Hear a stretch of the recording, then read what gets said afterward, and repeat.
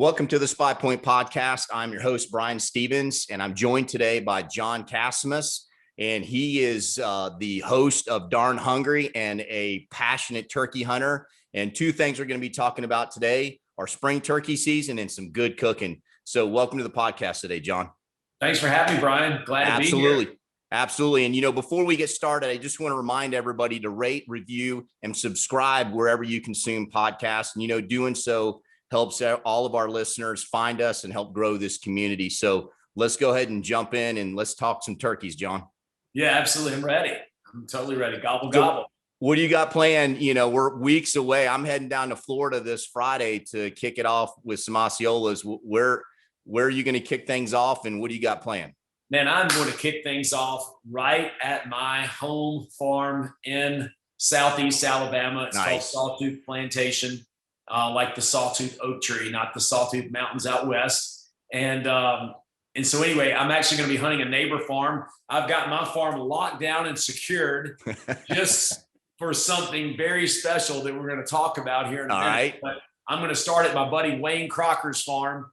And he's a good friend of mine. He's like a dad, a second dad to me. And we're going to get over there and chase some birds with a couple good buddies of mine. And it's going to be like high school days all over again. Love it. So obviously you're going to be hunting some Easterns there. That's right. Okay. The hardest turkeys in the world to kill. Don't even think about it. And I think that probably Alabama and probably Mississippi are probably the hardest ones to kill. And I mean, even Georgia, throw it in there a little bit, even though them dogs, you know what they're like over there. But no, seriously, these Easterns are really tough turkeys. Yeah. And they're going to make another, the thing that I said earlier, we're going to talk about, the Eastern is what's going to throw a big wrench in our plans. But they've done it for me in the past too. And listen, as a Florida boy, I might argue that an Osceola might be a little harder than an Eastern, but I'll know better than that because I've hunted some Easterns in Georgia and Alabama and Tennessee, and it's a tough bird to hunt. And we've done it with the bow for years and years and years, and finally picked up the shotgun. And, I've been humbled many times by an Eastern. Yeah, turkey hunting to me is the only type of hunting that I actually use a gun for. And I killed one of my first turkeys I ever killed was with a bow. Yeah. And it was super exciting because I'd just gotten into bow hunting and was really just, what that's like when you're drunk on bow hunting and you can't do anything else but want to shoot your bow. But it just kind of got to where I just didn't like having to be in a blind. And then I tried it like kind of behind a tree and things like that. And I just kind of got bored with it. Just it's not as exciting. I really like the turkeys for me. Yeah. The difference in turkey hunting and deer hunting is, when you're after a really big buck, they're just super smart. Now, old turkey gets really smart, but there's really not much of a difference between an old turkey with a 10-inch beard and a young turkey with a 10-inch beard, except maybe the size of the spurs, and they're not really that viewable and all that. So for me, I really love to just see turkeys. I like to see them doing their thing. I like them strutting, and I like them up and close and personal with me. And I typically, last year during COVID, I was locked and sequestered at my farm for 7 weeks, and we hunted every morning. I had COVID. Today is when I got died. Well, I knew I had COVID today a year ago. Wow. Which is March 15th. I think today's the 15th. And so anyway, I was sick, but I was able to hunt. I really wasn't that sick with it, but it lasted about 3 weeks for me. And I got up and hunted every day. And I think we passed lots of birds that were just kind of walking by us at 35 yards and things like that. And to me, it's just not about killing a turkey. Nope. I think it's just about the experience of having them around. And I'm a big photographer, so I like to take pictures of them and video them up close and personal. And if I can't get one in my little bubble where I feel like I almost can reach out and touch them, then I typically don't shoot them. Yep. But I still love to blow their heads off. Oh, absolutely. Listen, last year, my host of the show that does this Game Changers with me, Billy, we've hunted turkeys with bows for 15 years, and we picked up the shotgun last year. And I'm telling you, I sat in there and said, what have I been missing? Because that was so much fun to shoot them in the face and have them, we have them up and close, with the bow, but still it isn't the same. You're right. So that's awesome. That make it a little bit more challenging. I shoot a Benelli M2 20 gauge. Okay. And it's a great gun because I can run with it through the woods. I mean, it's just so light. I can just grab it right where the slide is and grab it and run with it. Doesn't weigh anything. And so I typically shoot them with a 20, and that thing will actually kill him at 45 yards. But again, I just, I like him up close. Absolutely. Absolutely. So you're kicking it off right there on your home turf. Then I'm going straight. I'm coming down to where you're from originally in Florida. Okay. Where are you going to be in Florida? I'm going to be hunting near, I think a little east, a little east of Tampa. I think somewhere in that area, I'm going to be hunting with some, I'm actually going to hunting with the NWTF, which is great. I was a guest, and listen, I invite everybody to hunt. I have people hunt at my farm all year round, and like, it's always lovely when you're always the entertainer, when you get asked to be entertained. And so again, I'm just going with my camera. I'm going to self video my hunt. I wasn't able to bring a camera guy with me. So and I love self video. And so I'm going to go video, and if we can have a good day, it'd be great, but it's going to be with some great people. So the fellowship to me always, supersedes the actual hunt itself. Right. No, absolutely. And I know that country really well. And we're a little bit, more east in the central part of the state in that Osceola County area, but we've hunted them from, Osceola County all the way down to Okeechobee, and that's some beautiful country. I have family outside and in Tampa, so I know exactly where you're talking about. So going to hit the Eastern at home. You're going to hit that Osceola, and then what's next? So I'll probably end up going up. My good buddy Luke Bryan, who's a country singer, he and I'll probably be hunting at his farm. I always go up and hunt with him, and listen to both of us butcher the mouth call. Okay. I mean, he sings really well, but man, let me tell you one thing.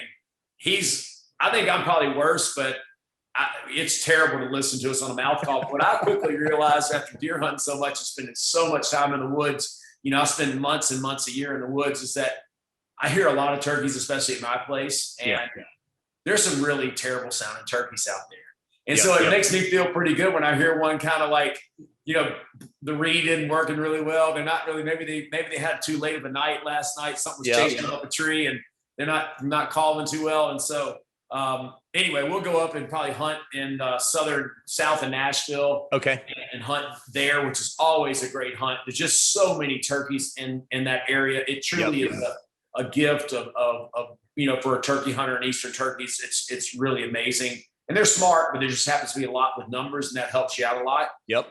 And then I don't know if I'm going to get a Texas hunt this year. I usually love to go to Texas, but there's a chance I may get a hunt right outside of Dallas. We're opening a new store. I've got a chain of discount retail stores called Crazy Cowboys, and we're opening one in Arlington, and I'm going to be out there for a week or two. So I think I may slip a little video hunt in. And then my biggest thing that we've got going this year is that I'm someone who really likes to do things that are very difficult.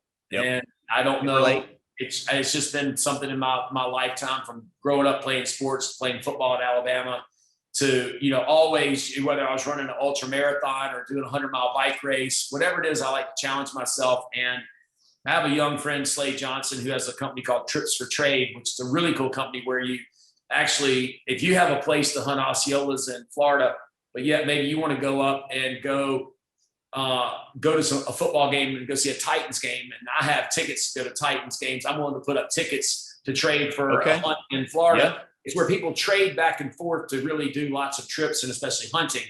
And so he had this great idea that we should try to break, or I should try to break, the world record for the fastest Grand Slam turkey hunt in the history.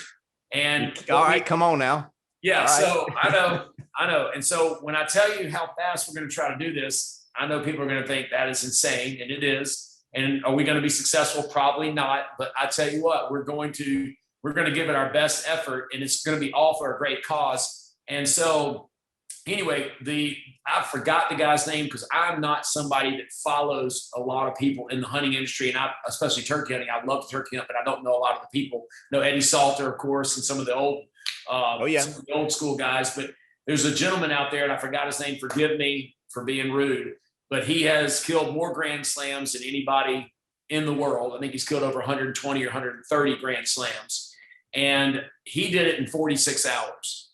And so we are going to try to do it under 36 hours. Okay. And that's basically 2 days of hunting. We're going to start in the morning in Florida, and then we're going to probably stop in Alabama on our way to South Dakota and Kansas. And we're hunting in areas that, based on the NWTF map, that are true maps for that species. There's no really chance for a hybrid type of a turkey.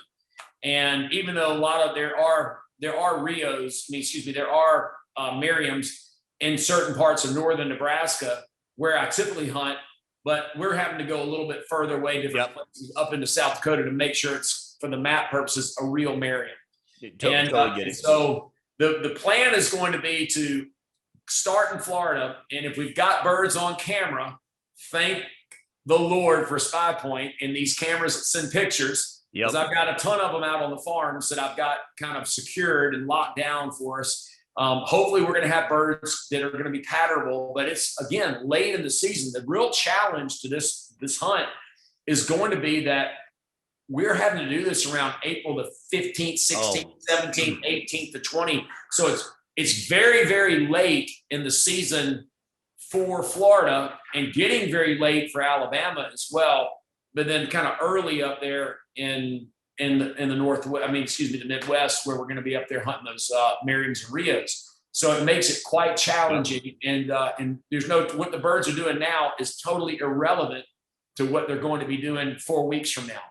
Absolutely. So, yeah, that's right. And so that's going to make it a little bit challenging. And so anyway, we're going to head out, and based on where we've got birds, we may go Florida straight to South Dakota and Kansas and try to kill 3 in one day. So I know that may sound crazy, but listen, I love it. Hey, how are we getting there? So one thing that I did in 2003 when I was growing my first company, I'm the founder of a company called Zoe's Kitchen, which is a national fast casual restaurant brand. And when I was, well, thank you. That's my mom's name is Zoe. So that's very where cool. I came from.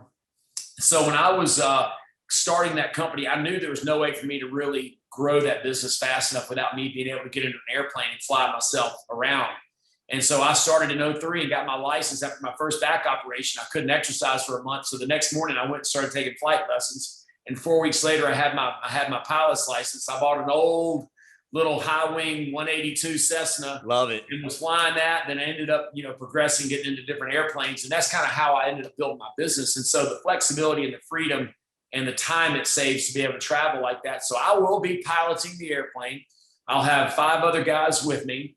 And that's going to give us the freedom to go where we think we have the birds when we do. And so we either go Florida, South Dakota, Kansas, all in one day, hopefully. And then if we could get that done in one day, we would come back, spend the night at my farm. I probably wouldn't get much sleep. We'd get back and then go hunting the next morning, because I feel like it's going to be a lot easier to kill an Eastern right off the roost. First thing in the morning, if you know where they are, and have them, and have them pegged to a tree. And if not, we'll kill the Osceola right off the bat, because I think that the farm we're hunting is a small 40-acre farm.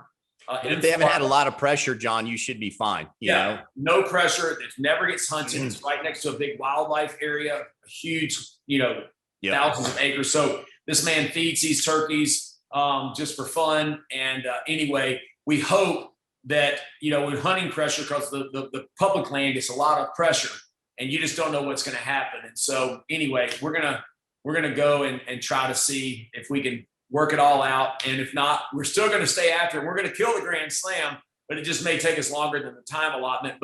And we're all going to do it for a really great cause, Brian. That I want to tell you about as well. Absolutely.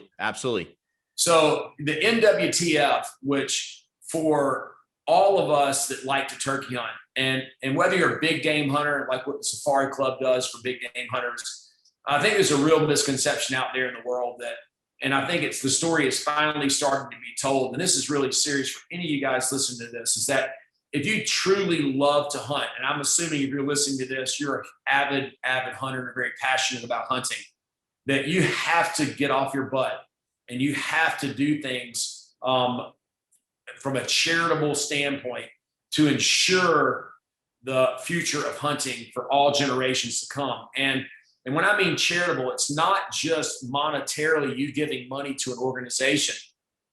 It's not anything like that. Sometimes it could be something as simple as you taking a young person who's never been introduced to the outdoors and getting that person introduced to the outdoors and getting them excited and passionate about doing a couple things. One, getting off that stupid telephone. Number two, not sitting in the house all day. And number three, getting outdoors and experiencing something they never have. And hopefully that passion, because the average, somebody told me a statistic that was crazy, that the average license holder of a hunting license in the United States is 62 or 3 years old. That's crazy. Yeah. And that's really, really, really bad for all of us hunters, because without money going into licenses and money going into organizations like the NWTF and having more hunters people want to hunt, lands are not being preserved and put in positions for people to use them. Animal species are not being saved and brought back like a lot of the big game hunters have done out in Texas, with bringing back the scimitar horned oryx from near extinction to having thriving in the thousands by raising these animals. And the NWTF, what a great organization for all of us turkey hunters, because turkey season is very short. But I think in the 70s there was about 1.7 million turkeys in the United States, and now I think in 2020 there's over 4.5 million birds. And they've gotten over 20. They've effectively impacted over 20 million acres of ground for hunting over the lifespan of the NWTF. And so, an organization like that is solely dependent upon donations from hunters and people who want to donate, it's critical. So, the purpose of our hunt, I'm funding this hunt completely by myself. I'm paying for the plane. I'm paying for all the hotels. I'm paying for the licenses. I'm paying for a production crew to document this feat out of Kansas. ICT Group, they're amazing. The creative guys that filmed Darn Hungry, we're using those guys. And so anyway, we have a huge undertaking and logistical issue to get this done, and I'm funding that. And we also have gotten over $25,000 worth of giveaways that we are going to be giving to everybody that logs in for this hunt, and everybody who donates. The minimum donation is going to be $35. And with that $35 donation, you're going to get a membership to the NWTF, which is great. Hey, John, tell us what is that website that they can go to check this out and make a donation and learn about the giveaways and everything?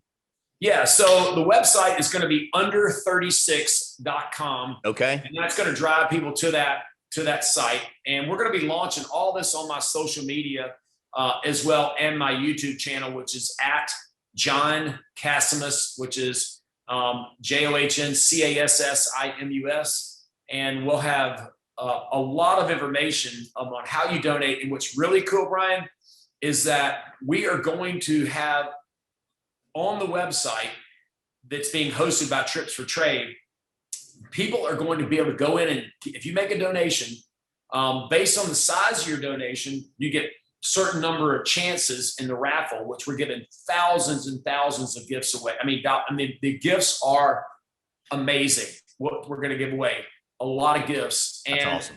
That's going to be great for everybody. And then we're going to give everybody a chance to guess what is going to be the time we're going to finish this Grand Slam.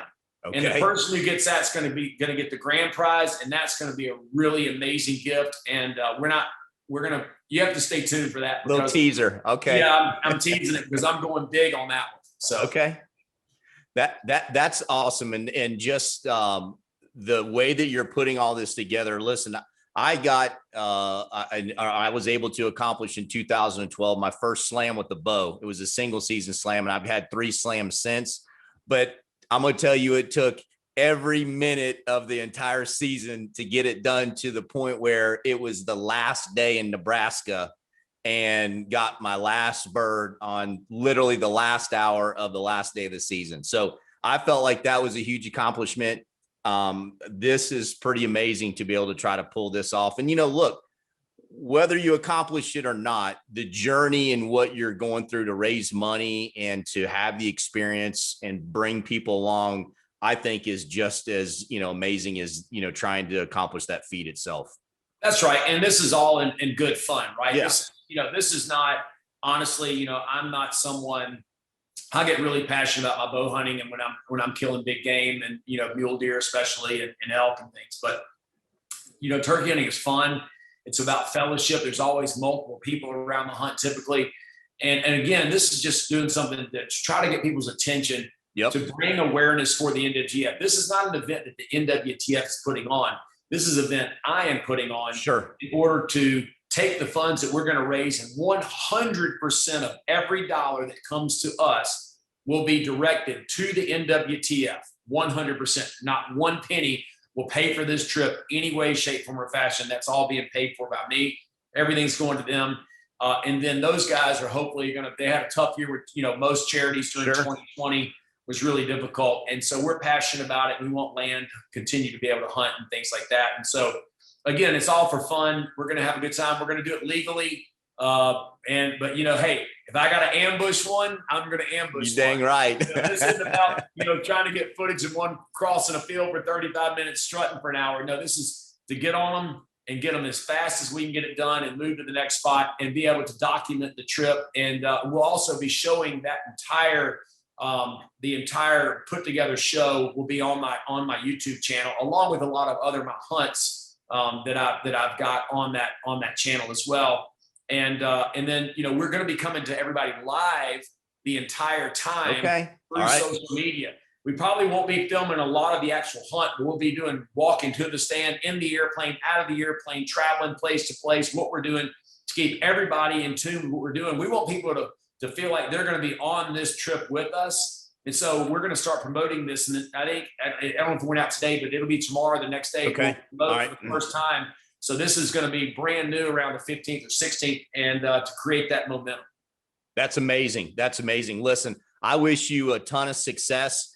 As a fellow turkey hunter, I want you to get every one of those birds that you can, but just, what you're trying to do in the bigger picture of things through the NWTF, raise money. I've worked with that organization in the past, and they are truly the pinnacle and really what that gold standard of an organization is for wildlife. And so I think that's really impressive. And for that, I wish, a ton of success and everybody jumps in. So, before we jump to the next topic, what I want to do is throw it out to the audience and say, listen, this upcoming spring, tell us about some of the places you're going to be hunting. If you're going to be, on a quest for a slam, is it going to be with a bow, a shotgun, anything special that you guys might be doing? I want you to comment and let us know what you got going on this upcoming spring as well.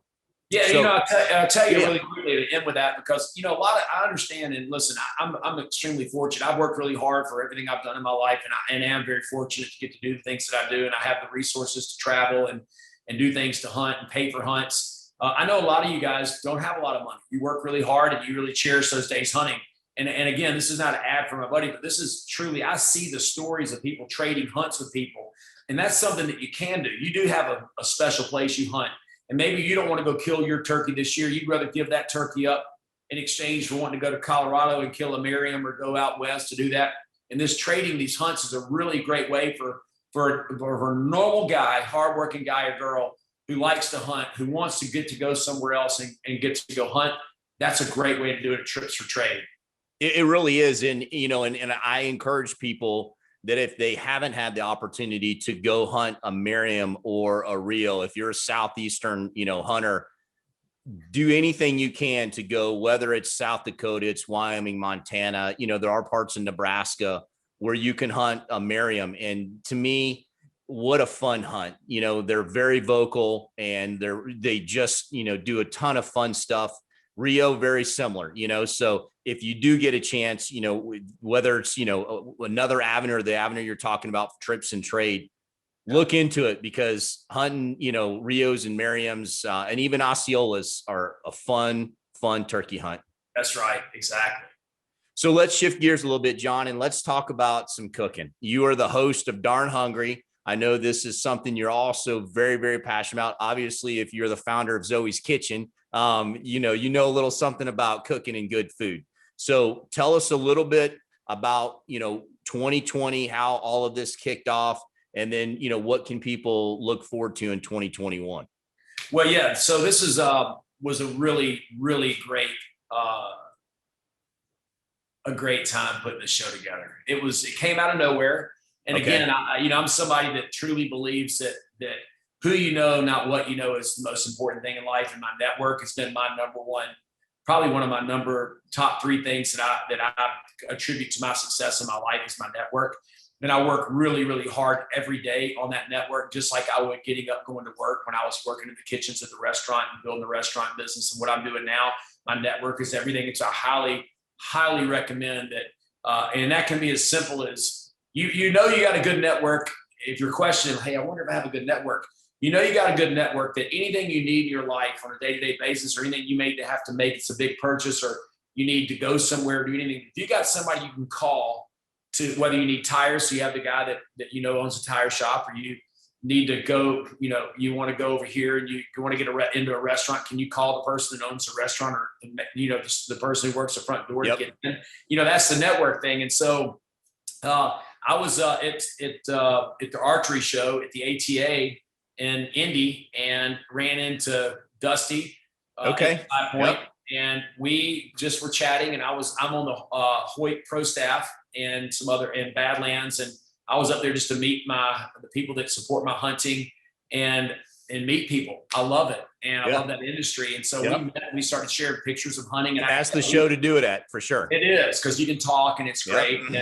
And he was a killer, and he liked some of the stuff that I killed, and I just wrote him a nice email at the end. Hey, it's nice to meet you. And I really never, I didn't really press him. I didn't hey, I wasn't trying to get on the SPYPOINT team or anything like that. And just, hey, nice to meet you. And then 7-8 months later, he called me out of the blue.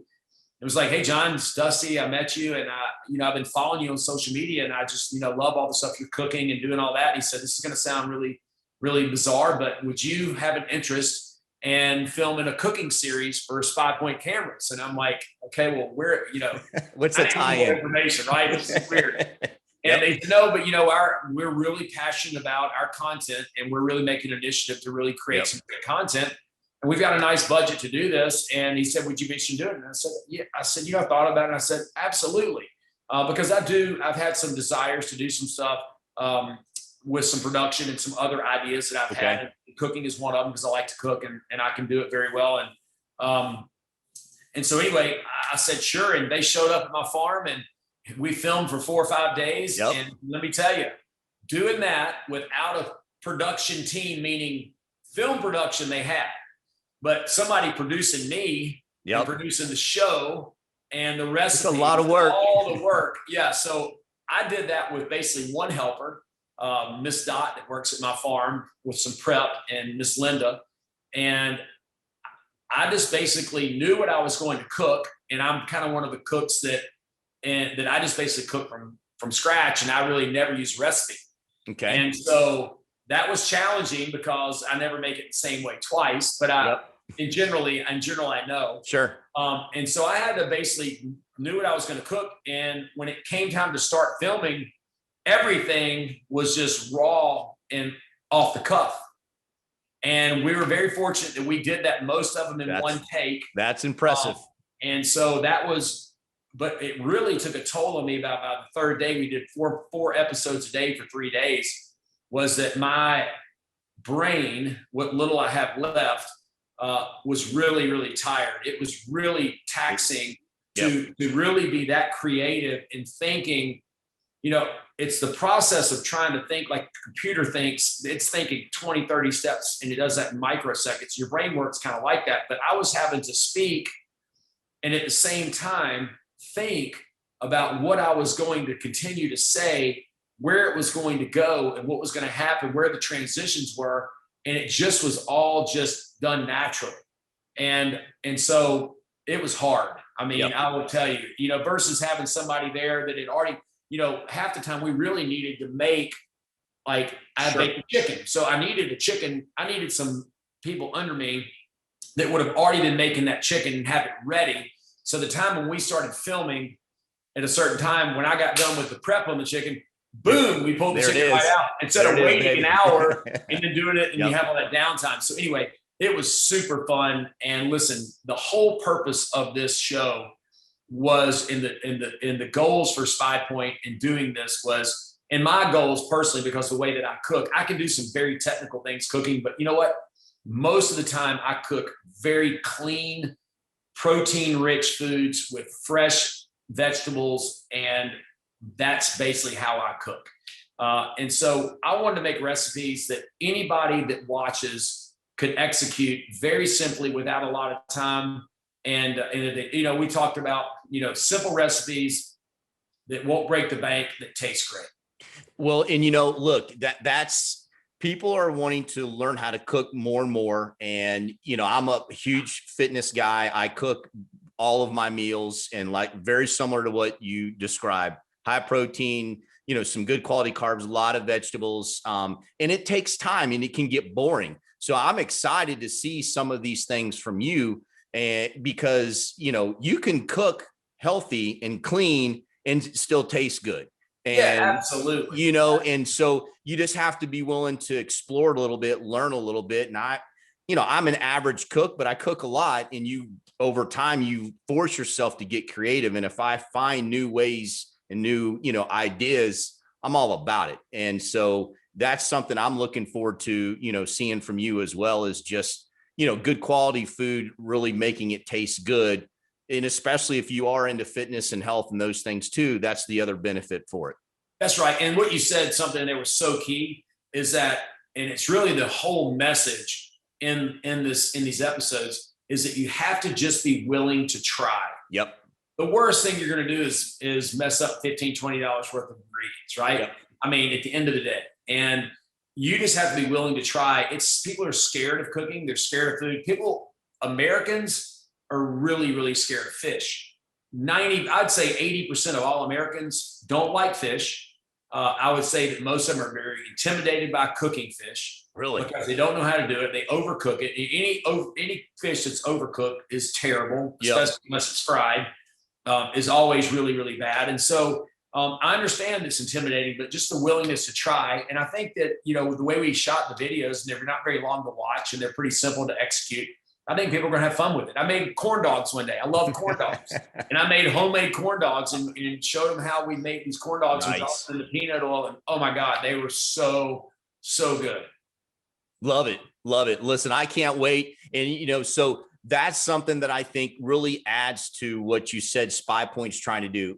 We're all passionate outdoors people, whether you big game hunt, turkey hunt. We do a lot of bow fishing. We bow fish in Louisiana. We do. And we're also big, ocean people. So my brother and I and Billy, we spear fish and we bow fish down in the Keys and all that. And so, but you're always got to eat. And, if you're health conscious and, and SPYPOINT's trying to just bring additional content and unique things that are real, organic, and just try to provide something beyond what just, the traditional just about hunting. So there's the hunting, but I love this concept of cooking what you hunt and, or just things in general to just, be able to cook healthier. Look, to me, hunting is three things. Okay. And this is serious to me. One is it takes 1 second to pull that trigger. Okay. Yep. Whether you're pulling the bow, pulling the trigger on the gun, setting the hook on the fish. That's a short period of time. Yeah. You're building up a lot of time, spending a lot of time hunting to get to that point to pull the trigger, but it really is pulling the trigger. The second thing is, what do you do the rest of the time you're on a hunt? It's about fellowship and friends and getting together in a meal. I mean, there's nothing more intimate than being out hunting with your buddies, being anywhere and sitting down together and having a great meal. And then thirdly, it's the places that it takes me hunting. I remember hunting at Bayswater Ibex over in Turkey up in the mountains. And I was, I'd climbed down 2,000 feet into this gorge and was climbing back up another 2,000 going up after this goat. And I got down and this water was pouring, just coming down this valley, and it was a narrow canyon, probably 20 yards wide. And the water literally looked like something like out of a movie. It was like so green that you couldn't even comprehend it. And everything was limestone. It looked like being awesome. in France, looking at the side of a castle, but it's all these big rocks. And it's like, why would I have ever been there unless I've been hunting? And so food, fellowship, where you are, where hunting takes you, and then, hopefully having some success. And is really what it's all about. And food is really, truly the greatest part. No, listen, I couldn't agree with you more. And I've been blessed, to travel some really neat places across North America the last 10 years and experience some of the things as well, that to me will always be in that memory bank that nobody can take away. And we try to document and film it so you feel like you're in our back pocket, and maybe you don't get a chance to go there, but you can experience it through, the things we try to do from a production standpoint. Listen, whether we're successful or not, which there's many times we're not successful, but we still show it, and it's the journey and it's that experience that you'll have for the rest of your life. So I can completely appreciate that you're saying. On that note, do you have things that you're going to cook, whether it's venison, whether it's wild turkey, elk, any of those things that you have any special, approach to cooking the game that you're harvesting as well?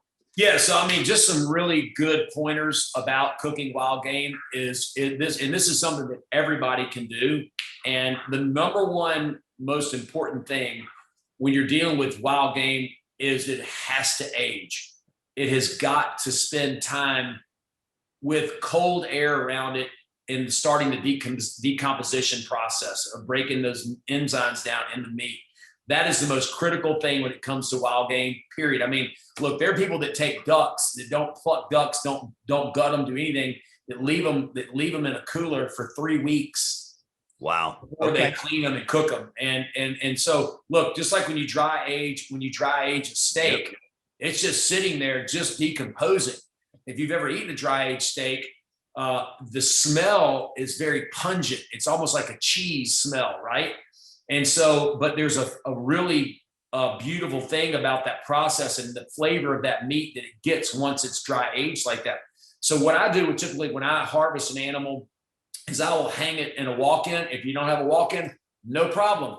Take your meat and put it in your refrigerator. If you got a refrigerator, if you've got a cooler, if you live somewhere up north, you just hang it out in the garage and have it where it can stay at least a week is great, but 2 weeks is really, really good.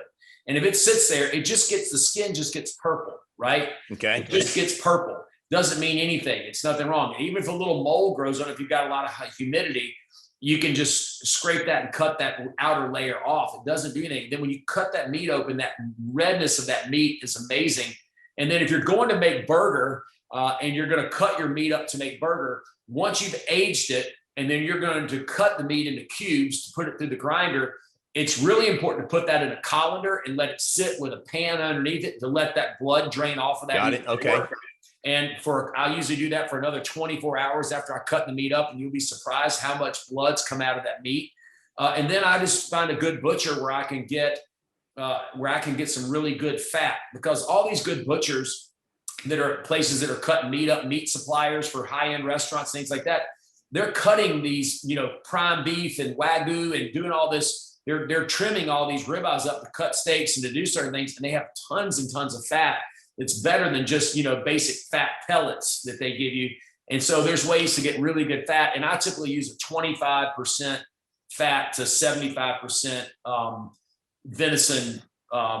Especially the venison ratio. Sure. Yep. And then, when it comes to cooking the game, if you're going to cook it on a grill and you're going to eat it like a steak, it is super, super important to get that internal temperature right, and that the meat has to rest. And all meat, when typically for me, I never touch my elk, my mule deer, my whitetail. Nothing ever hits it except salt and pepper. That's it. And so I'll put salt and pepper on it. I bring it to room temperature before it ever gets cooked. So when it comes out, it'll come out of the refrigerator 2.5, 3 hours before I cook it. I'll lay it on the counter, put a paper towel over it if there's flies or anything like that. Put it on top of that, and then it goes onto the grill. And then there's multiple techniques on how you cook on the grill, but I hit it to about 128 internal temperature. I bring it off and I let it sit there for 15 to 20 minutes, just resting. And then I slice it. There's a misconception that things have to be eaten really hot. Totally not the case with meat. Meat needs to be cooked, needs to be consumed at a little bit lesser temperature, because the meat has to rest to get it stop cooking and doing the things it needs to do. And so it's almost like a rite of passage. It's just when you're touching that meat and feeling it on the grill, to when you learn it. Listen, I'm in the liquidation business now. We ended up with all these temperature probes called meter, and it goes into it and Bluetooth to your phone, and it tells you exactly when it hits the right temperature. Wow, that's pretty cool. And it tells you the internal the external temperature of the internal temperature of the grill, as well as what the meat is. And man, that changed my life. Absolutely. So I can execute that a lot better than being out there checking it and doing things like that. So that's a few tricks when it comes to the wild game and turkey. The wild turkey, Miss Dot, who's a really famous Southern chef in our neck of the woods, and her fried chicken recipe is amazing. But when she fries turkey breasts and strips those down and cuts them and does them like chicken fingers, but turkey fingers, it's the number one most requested meal at Sawtooth Plantation. And if you get on my website and look at any of the food that we've ever prepared there, or follow me. That's right up there. And I'm telling you, those turkey fingers for the wild turkey, and it's just marinate them in buttermilk and salt and pepper. It's a pretty simple recipe, cooked in peanut oil with only flour.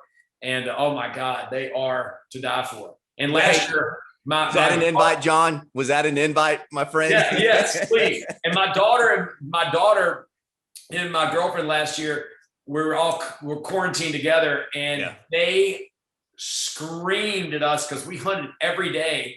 And I got all these great videos of turkeys, but we never shot a turkey. And because I couldn't get this one turkey that I wanted to kill, that I wanted to do, so I didn't shoot any. And so we're out of wild turkey meat at the farm. So this year we're gonna get some birds are gonna hit the ground.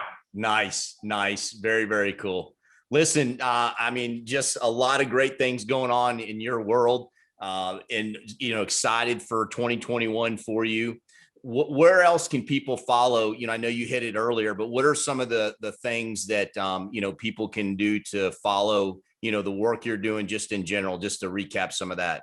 Yeah, so just a little bit about me. Again, I grew up in Alabama, played football at the University of Alabama, and then I went into the world, the entrepreneurial world, and ended up starting this company that we ended up selling and taking public. And then I took about 8 years off and built my farm down in Alabama, and put my hands in the dirt for a long time and kind of regrouped. And then I'm in the liquidation business now, so I've got a really fast growing company that we're basically the largest liquidator for Amazon. And we take all this product and resell it online, and then we also sell it in stores. And so that keeps me really busy. So my social media and my information is really right now, all my energy is being put in two directions. One is the hunting side of me, which is my most passionate side, along with my business. And so Crazy Cas Boys is I'll give you guys all the links so we can get these posted up. But they can follow me there. We're doing some really fun stuff on TikTok, and we do some really cool stuff with our business and how we're growing our business. And then also at John Cassimus, my name is very unusual, so it was easy to get all my handles on social media. But I'm on Facebook, Instagram, and then YouTube at John Cassimus. I'm really excited about my YouTube channel because I've got so many hunts over the years that we're editing right now, and I've got about 15 already done.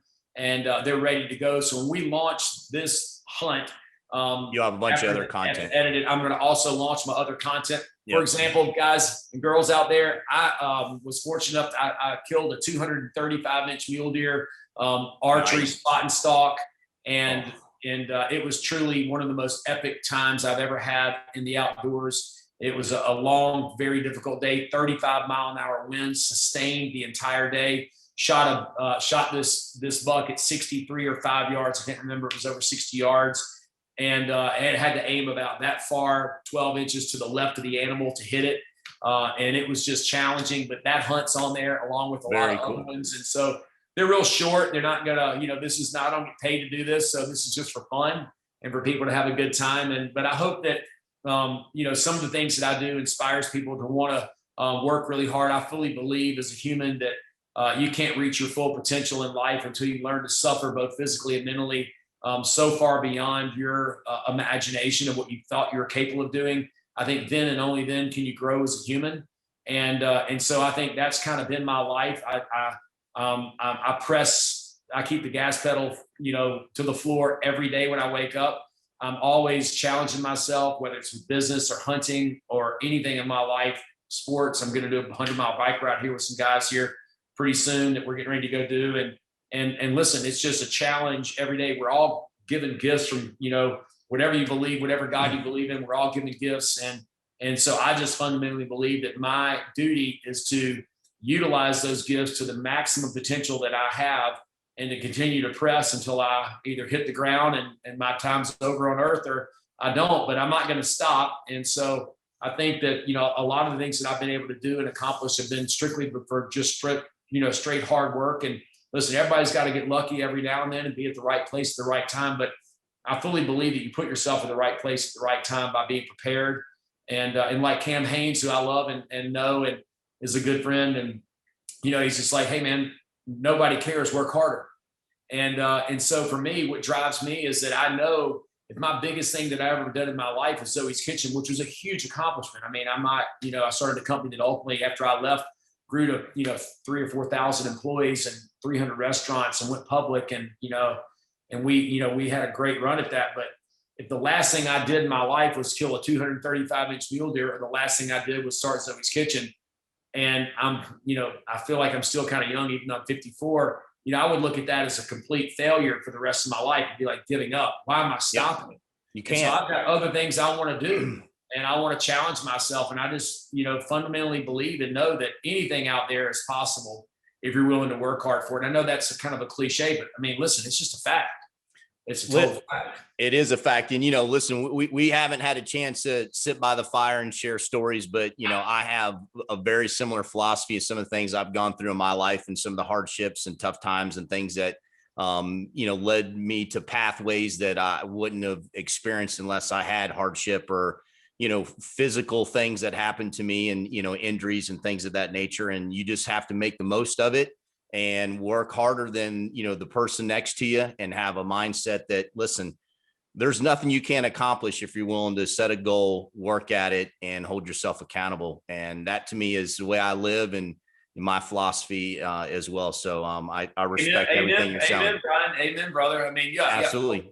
Four back operations later, last thing I can do now is ride a bike. I can't run, can't swim, can't do anything. And so here I am. I'm going to do what I can do. And I can't do that anymore. I'll figure something else out. You dang right, man. You dang right. So listen, I'm not going to waste people's time, but some very similar type of, injuries and things, and, accidents. And so, listen, I love your approach, and I'm really excited, about what you have, coming up on the turkey side, the cooking side. And listen, you hit some really key things on, the big game or game type of recipes. If people, that are listening and watching, if you have some specific recipes that you guys can share, that you use and are, gold standards for yourself that we can all learn from, please post them and hit us up. And then everybody can reach me. Yeah, you can email me as well through my website, johncassimus.com. And you can, if you send a email request in there, contact, it comes straight to me, to my email address. If you have a question about anything, I'd be glad to try to get back to you.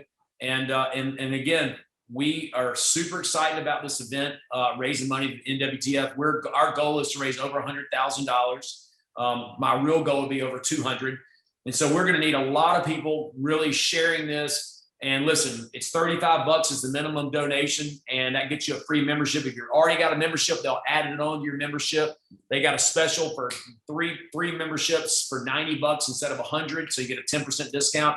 And it gives you a lot more ability to win more prizes with us. We've got some great stuff. What's really cool, Brian, and I'll leave you with this. The industry came together when we reached the people, and we reached out to all these sponsors.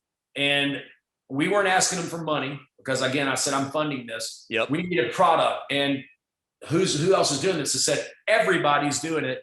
And because you know what? Everybody needs the NWTF.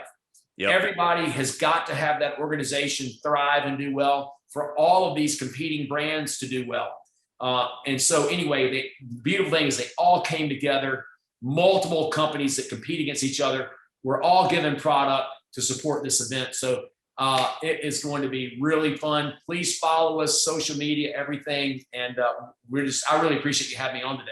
Listen, I'm again honored to be able to speak with you today. I love what you're doing, on so many different levels. And I think we need more individuals like yourself that are passionate, but are willing to step out of the box, if you will, and to promote really for the bigger good for all of us to be able to experience the outdoors and turkey hunting and just in general what we love. So listen, All right, everybody, that's it for episode. It was really, awesome talking with you today, John. And I want everybody to remember to rate, review, subscribe wherever, you follow podcasts. And of course, you can find Spy Point on Facebook, Twitter, Instagram, and just search Spy Point. And so, you can just hit that audience and, find us on social media or the web. So thanks for joining us today, John. Thank you so very much. And until next time, we'll talk to you on our next Spy Point podcast.